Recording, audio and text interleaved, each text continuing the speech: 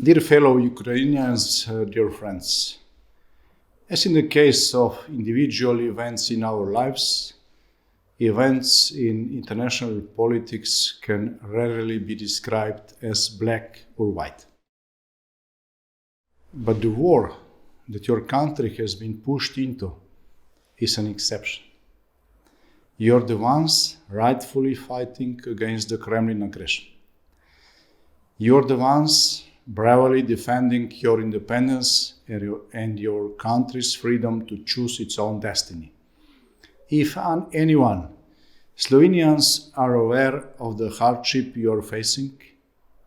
In the war for an independent Slovenia in 1991, we also had to grab every available weapon and stand together with the civil defense to prevail against the forces that challenge our freedom. Only your patriotism and courage were the tickets to international recognition. You're the ones standing on the right side of the history fighting for a just cause. The world understands very well.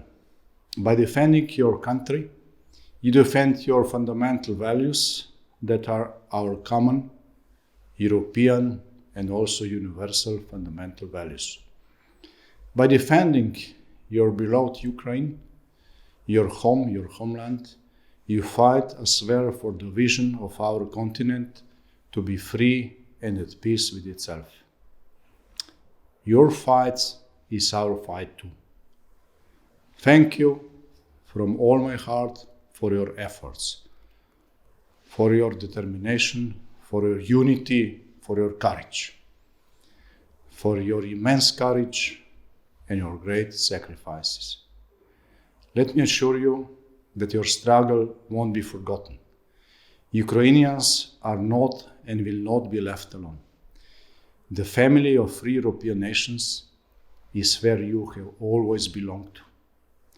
Let me reaffirm our solidarity with you and my full support for immediately granting Ukraine a clear perspective for rapid integration into the European Union. Glory to Ukraine. Slava Ukraini.